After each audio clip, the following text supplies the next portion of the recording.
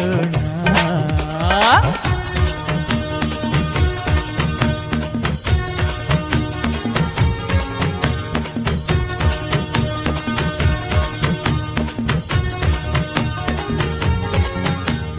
ನಿಂದ ಮುತ್ತ ತೆಗೆಯೋಣ,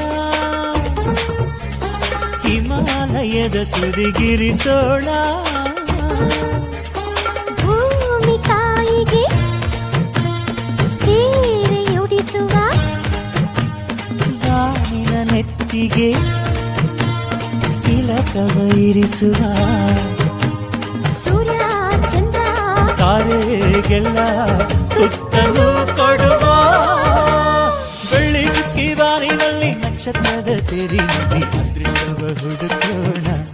ನಾವೀಗ ರೆಕ್ಕೆ ಕಟ್ಟಿ ಜಿಗಿಯೋಣ.